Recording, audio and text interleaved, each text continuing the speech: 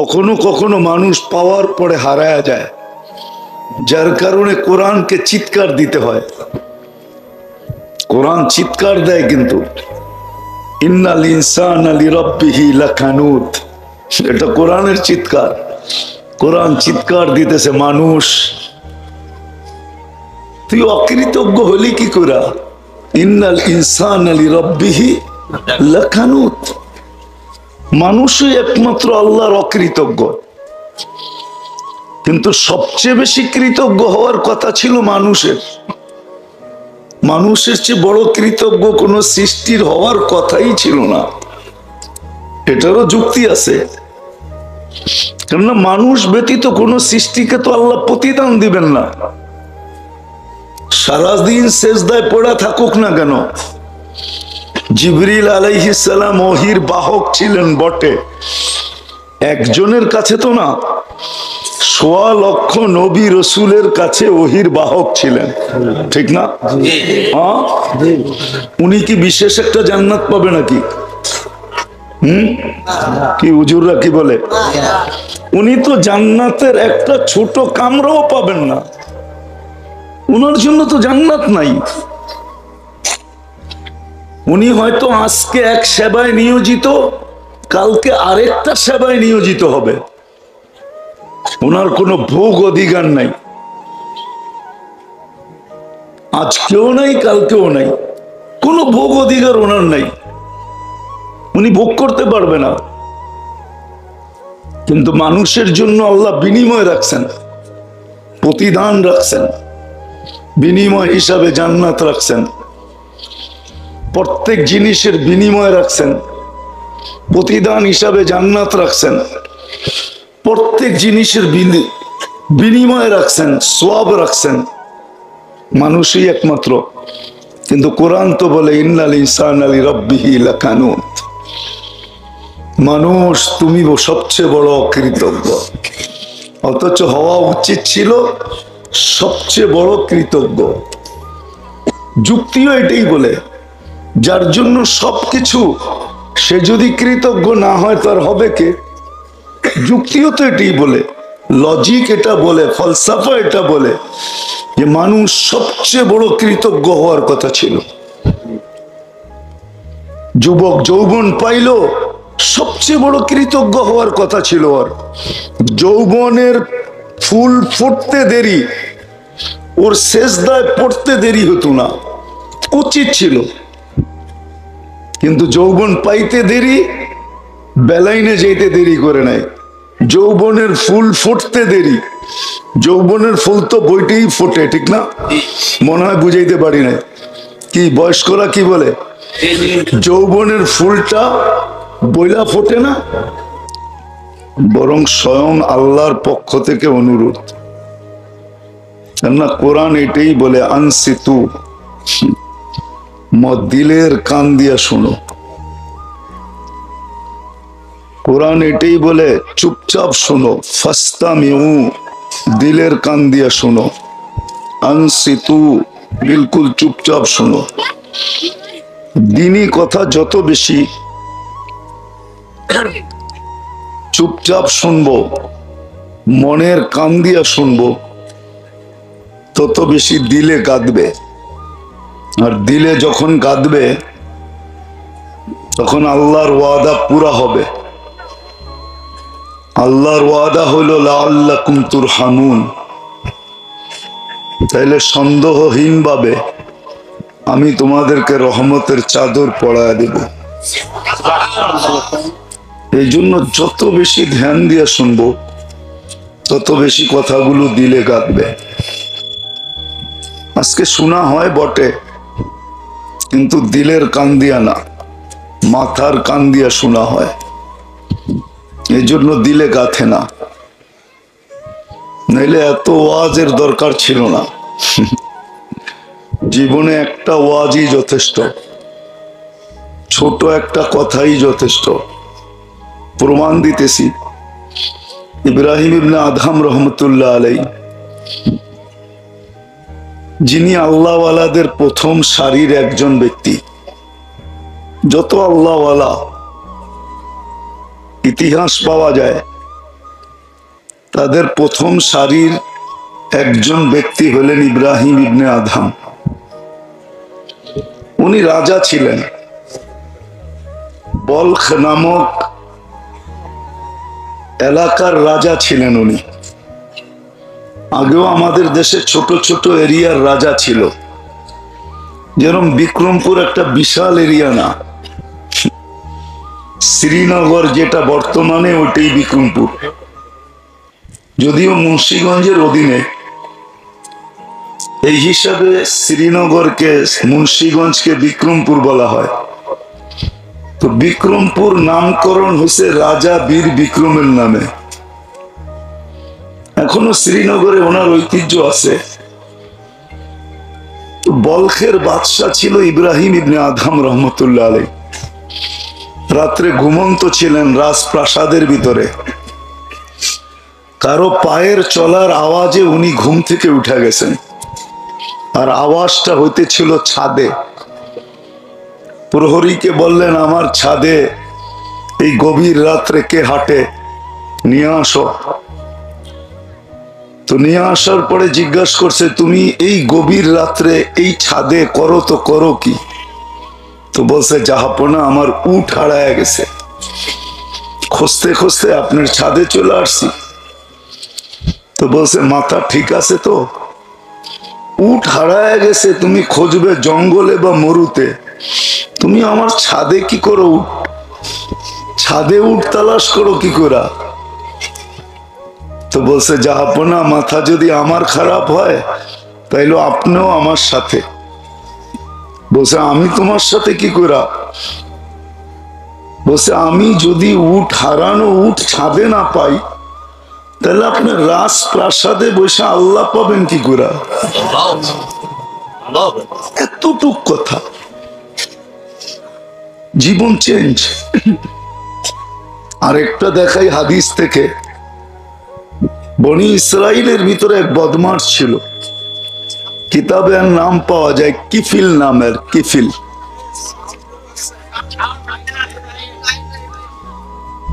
তার নাম ছিল কিফিল। কিফিল নাম ছিল তার। সে নিজেকেও নিজে মানুষ ভাবত না, কিতাবের লেখা এরকমই। সে নিজেকেও নিজে মানুষ ভাবত না, বলতো আমি একটা কুকুর ইনসান। সমাজও তাকে মানুষ ভাবত না, কিন্তু আল্লাহ দিছিলেন তাকে অডেল সম্পদ, পাহাড় বললেও কম হবে। সে ডেলি ব্যভিচারের পিছনে বর্তমান টাকায় 50 থেকে 60 লক্ষ টাকা খরচ করত। একদিন রাত্রে এক মেয়েকে ধরে নিয়ে আসছে, কামরায় ঢুকায় দিয়া বলতেছে, আমি প্রস্তুতি নিয়ে আসতেছি। যখন ফিরে আসছে তো দেখতেছে কোনায় বৈশা কাঁদতেছে। তো জিজ্ঞাসা করতেছে, কাঁদিস কেন? তোকে তো জোর করে নিয়ে আসি না, টাকা দিয়ে নিয়ে আসছি, টাকায় চুক্তি। তো মহিলা বলতেছিল, শুন কিফিল, আমি বাজারি মেয়ে না, তুই আমাকে বাজারি ভাবতেছিস যে এটা আমার পেশা? না, পেশা না, আমি বাজারি।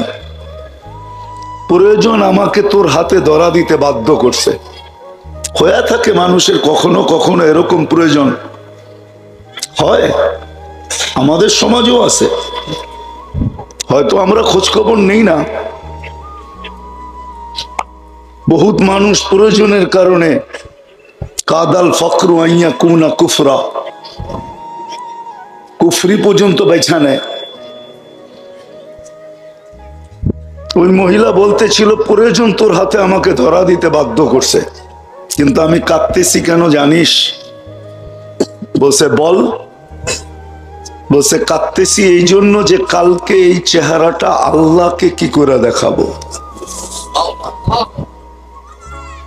এই চেহারাটা তো আল্লাহকে দেখাইতে হবে, কালকে কি করে দেখাবো এই চেহারাটা? এটা তো আল্লাহর দেওয়া চেহারা। বাস্তবিক সত্য তো এটাই।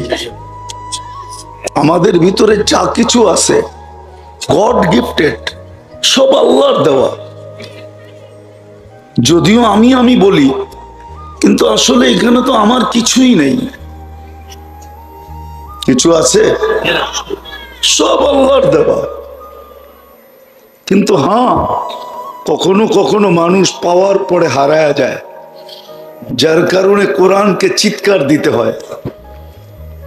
কোরআন চিৎকার দেয়, কিন্তু ইন্নাল ইনসানা লিরাব্বিহি লাকানুত, এটা কোরআনের চিৎকার। কোরআন চিৎকার দিতেছে, মানুষ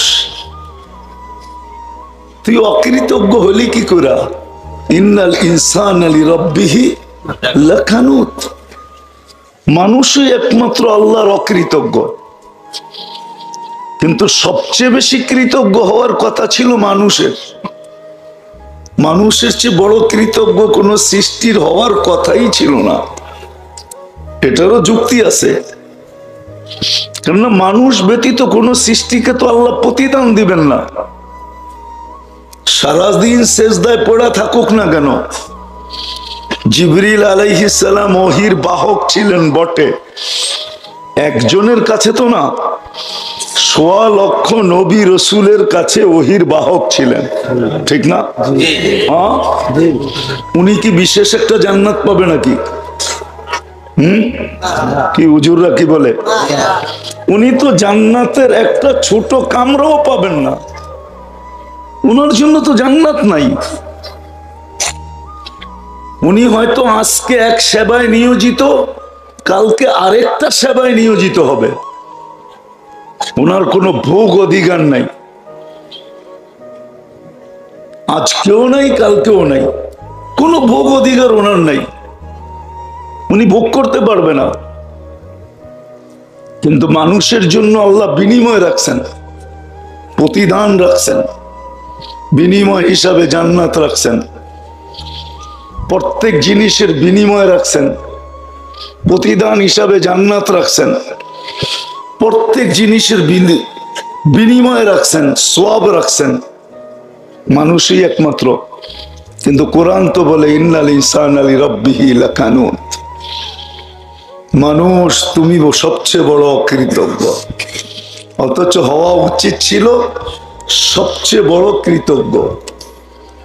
যুক্তিও এটাই বলে, যার জন্য সবকিছু, সে যদি কৃতজ্ঞ না হয় তার হবে কে? যুক্তিও তো এটাই বলে, লজিক এটা বলে, ফলসাফা এটা বলে যে মানুষ সবচেয়ে বড় কৃতজ্ঞ হওয়ার কথা ছিল। যুবক যৌবন পাইল, সবচেয়ে বড় কৃতজ্ঞ হওয়ার কথা ছিল। আর যৌবনের ফুল ফুটতে দেরি, ওর সেজদায় পড়তে দেরি হতো না, উচিত ছিল। কিন্তু যৌবন পাইতে দেরি, বেলাইনে যেতে দেরি করে নাই। যৌবনের ফুল ফুটতে দেরি, যৌবনের ফুল তো বইটেই ফোটে, ঠিক না? মনে হয় বুঝাইতে পারি নাই। কি বয়স্করা কি বলে? যৌবনের ফুলটা বইলা ফোটে না, না বইলা ফোটে না? হ্যাঁ, মনে হয় হুজুররাও বোঝে নাই কিছু। বইলা কই তো ফোটে। হ্যাঁ না, হুজুরে নিষেধ করতেছে। লাউড স্পিকার বাইরে আছে, নাহলে ভেঙ্গা দিতাম। বইলা কই তো যৌবনের ফুলটা ফোটে, ঠিক না? ও বুঝা ফেলছে যে আজকে নাইট প্রেশার হয়েছে, মানে আমি বালেগ হয়ে গেছি, প্রাপ্ত বয়স্ক হয়ে গেছি। যতক্ষণ পর্যন্ত নাইট প্রেশার না হবে ততক্ষণ পর্যন্ত প্রাপ্ত বয়স্ক হবে না। মেয়েদের যতক্ষণ পর্যন্ত মিন্স না হবে ততক্ষণ পর্যন্ত সে প্রাপ্ত বয়স্ক হয় না। যেদিন হইলো ওদিনও বুঝা ফেলছে আমার ফুল ফুটে গেছে, ঠিক না? হায় হায়, গোপালগঞ্জের মানুষও যদি না বোঝে ইশারা, তাহলে আর কারে বোঝাবো আমি?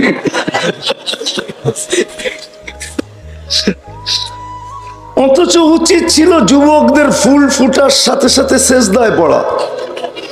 আমি প্রমাণ দিতেছি, এক যুবকের এক যৌবন যদি এক পাল্লায় রাখা হয়, সমগ্র জগতের সম্পদ যদি আরেক পাল্লায় রাখা হয়, তাহলে কোনটা দামি, সম্পদ না যৌবন? না, এরা সব একমত না? একমত? হ্যাঁ হ্যাঁ, কে কে একমত দেখি? মাশাআল্লাহ, নামান নামান। তাহলে এইবার তুমি একটু কম্পেয়ার করো যে তোমার যৌবন কত দামি। সমগ্র জগতের যৌবনের ফুলটা ফুটার সাথে সাথে উচিত ছিল সেজদায় পড়া যাওয়া। যে আল্লাহ তুমি গোলাপ ফুটায় দিছ। যদি না ফুটতো তাহলে কেউ আমাকে 14 তারিখে ফুল দেওয়ার ইচ্ছা করতো না। আর এখন তো অনেকেই ইচ্ছা করে 14 তারিখে আমাকে কি করবে, ফুল দিবে, বা আমিও দিব, ঠিক না? এটাই তো। হ্যাঁ, তাহলে কত দামি জিনিস। কিন্তু যুবক, যৌবনের ফুল ফুটতে দেরি, লাইন ছাড়া হইতে দেরি হয় না। একটা প্রমাণ দেই, একজন কত এখানে 100% যুবক না হইলো 99% যুবক হবে যারা নেট দেখা চুল কাটে, ঠিক না? নেটের ডিজাইন দেখা চুল কাটে। একজনও তো আল্লাহকে জিজ্ঞাসা করে না, আল্লাহ যৌবনটা তুমি, ফুলটা তুমি ফুটায় দিলা, তুমি আমাকে বলো না যে আমি চুলটা কোন স্টাইলে কাটবো। একজন যুবকও তো আল্লাহকে জিজ্ঞাসা করে নাই, বা ভাবেও নাই, বা হুজুরদেরকেও জিজ্ঞাসা করে নাই, হুজুর আমার কিন্তু ফুল ফুটা গেছে। সবাই নেটে দেখা চুল কাটে, আমি নেটে দেখা চুল কাটতে চাই না। আমি চাই যে আল্লাহ আমার ভিতরে এত দামি গোলাপ ফুটায় দিল, আমি ওই আল্লাহর ইচ্ছা মতো চুল কাটতে চাই। আপনি আমাকে বলেন আমি কিভাবে চুল কাটবো। এক যুবকও তো হাত উঠাইতে পারবে না যে কিভাবে চুল কাটবো। চুলটা কাইটা তো একটা মুস্কি হাসি দেওয়া যেত। যদি বলে মুস্কি হাসি কেন, বলে আমি আল্লাহর ইচ্ছা মতো চুল কাটছি, গিফট একটা পাবোই পাবো, পুরস্কার একটা পাবোই পাবো, উপটকন একটা পাবোই পাবো। কিন্তু এখন বলুক যুবক স্ক্রিনশট নিয়ে যে চুল কাটছে, এটার উপরে ও কি হাসি দিতে পারবে? হ্যাঁ হ্যাঁ, কিন্তু ওর তো সর্বনাশ হয়ে গেল। আর সেলুন আলার পৌষ মাস হয়ে গেল, কেননা ও ডিজাইন দেখাইতে দেরি, ও মনে মনে দাম বাড়াইতে দেরি করে নেয়। ও বলছে এই ডিজাইন 100 টাকায় কাটা যাবে না, এটা তো 300 টাকা লাগবে। তখন যুবক কি বলে, টাকার প্রশ্ন না, ডিজাইনের প্রশ্ন। তাহলে ওর হইলো পৌষ মাস আর এর হইলো সর্বনাশ, ঠিক না? কথা কোত্থেকে জানি বাহির হয়ে চলে গেছি। ওই যে কিফিলের কথা বলতেছিলাম, তো ওই মহিলা বলতেছিল যে কালকে এই চেহারাটা কি করে দেখাবো। বলতে দেরি, কিফিলের দিল ফেরা যেতে দেরি হয় না। কিফিল বলতেছে তুই একবারে এই কথা বললি, আমার জীবনটাই তো এটার পিছনে চলে গেল, আমি কাল কি করব? তো টিফিল কাকার থলিটা হাতে দিয়া বলতেছে, বোন তোর গায়ে আমি হাত দিব না, টাকা তো দিয়া দিলাম বটে, কিন্তু একটা অনুরোধ করব, আমি তওবা করতেছি, তুই চোখের পানি দিয়ে একটু আল্লাহকে বইলা দে। রব্বে কাবার কসম, ওই রাত্রেই কিফিল মারা গেছে। সকালে দরজায় সোনালী অক্ষরে লেখা উঠছে, কদ গফার আল্লাহু লিকিফলিন, আল্লাহ কিফিলকে মাফ করে দিয়েছেন। তো যেটা বলতেছিলাম, অল্প কথায়ও কিন্তু জীবন চেঞ্জ হয় যদি এইখানে গাথে। আর যদি না গাথে তাহলে সারা জীবন শুনতে থাকবে, বলতে থাকবে, ভাবতে থাকবে, পড়তে থাকবে, শিখতে থাকবে, কিন্তু এইখানে কোনোদিন গাঁথবে না। আর যখন এইখানে না গাঁথবে, মনে না গাঁথবে, রব্বে কাবার কসম এই জীবনটা চেঞ্জ হবে না, এই জীবনটা পরিবর্তন হবে না, এই জীবনটা ওরকম সাজবে না যেরকম যিনি জীবনটা দিছেন উনি চায় যেরকম সাজা, ওরকম সাজ এই জীবনটায় হবে না। যাক, কথা শুরু করা যাক। কথা কিন্তু আমি শুরুই করি নাই। আল্লাহ একমাত্র মানুষকে ইচ্ছা স্বাধীনতা দিছেন, আরেকটা প্রাণীকে দিছেন বটে, কিন্তু তাদেরকে আমরা চোখে দেখি না, এই জন্য সম্বোধনও করা যায় না। জিন জাতিকে আল্লাহ ইচ্ছা স্বাধীনতা দিছেন। আর শুধু মানুষকে আল্লাহ ইচ্ছা স্বাধীনতা দিছেন, আর কোন সৃষ্টিকে আল্লাহ ইচ্ছা স্বাধীনতা দেন নাই। চাই সে যত বড়ই হোক বা যতই ক্ষুদ্র হোক, মানুষও ছোট, দুর্বল বড়, নাইলে কোরআন কেন বলতো খুলিকাল ইনসানু যায়ীফা? মানুষ বড় দুর্বল। মানুষের অনেকগুলো দোষ আছে কোরআনে লিপিবদ্ধ। শুধু মানুষকে আল্লাহ ইচ্ছা স্বাধীনতা দিছেন, আর কোন সৃষ্টিকে আল্লাহ ইচ্ছা স্বাধীনতা দেন নাই। ভালো মতে শুনতে হবে কিন্তু, খুব ধ্যান দিয়া। আমি তো দোয়া করি, আপনারও দোয়া করেন মনে মনে, যে আজকের মজলিস যেন আমাদের সবার জীবন চেঞ্জ হওয়ার জন্য যথেষ্ট হয়ে যায়। এই মাহফিলের মাধ্যমে আজকে এই এলাকার ভিতরে যতদূর আওয়াজ পৌঁছতেছে, যার কানে বাড়ি খাইতেছে, একটা হেদায়েতের হাওয়া এখানে আজকে বয়া যায়। এই জন্য খুব ধ্যান দিয়া শুনতে হবে। বিশেষ করে যুবকদেরকে হাত জোর দরখাস্ত করব, তোমরা খুব ধ্যান দিয়া শোনো। বড় দামি যৌবন তোমার কাছে। তো আল্লাহ ইচ্ছা স্বাধীনতা দিছেন আমাদেরকে, কোন সৃষ্টিকে দেন নাই। চাই সেটা যত বড় হোক। জিবরিল বড় বিশাল আলাইহিস সালাম, কিন্তু ওনার কোনো ইচ্ছা স্বাধীনতা নেই। কেউ বলতে পারবে না ওনার ইচ্ছা স্বাধীনতা আছে। মিকাইল বড় বড় বিশাল, ইসরাফিল বড় বিশাল, যার এক ফুতে সমগ্র সৃষ্টি তুলা হইয়া নিঃশেষ হবে। কিয়ামত এটার নামই। আল্লাহ এক সময় ওনাকে বলবে ফানফাক, তুমি ফু দাও। তুমি জিজ্ঞেস করবে কাম নাফখাতান ইয়া রব্বি, প্রভু কয়টা ফু দিব? আল্লাহ বলবে নাফখাতান ওয়াহিদা, একটা ফু। আমাদের বিবেক বলবে এত বড় পদ্মা ব্রিজ এক ফুতে কি হবে, ঠিক না? এটাই তো আমাদের বিবেক, তো এটাই বলবে এক ফুতে কি হবে, ঠিক না? এই বিশাল আকাশ এক ফুতে কি হবে? আল্লাহ রসুল বলছেন এটাই সত্য। ফাইদাস সামাওয়াতু ওয়াল আরদ ওয়া মা ফিহিন্না তাকুনু হাবাআম মানসুরা। আকাশ জমিন এর ভিতরে যা কিছু আছে সব তুলা হয়ে নিঃশেষ হয়ে যাবে, সব নিঃশেষ। উনাকে আল্লাহ ইচ্ছা স্বাধীনতা দেন নাই। হামিলিনে আরশ, যারা আল্লাহর আরশকে বহন করে দাঁড়ায় আছে, এদের বিশালত্ব এক এক কাঁধ, এদের এক এক কাঁধ 700 বৎসরের রাস্তা।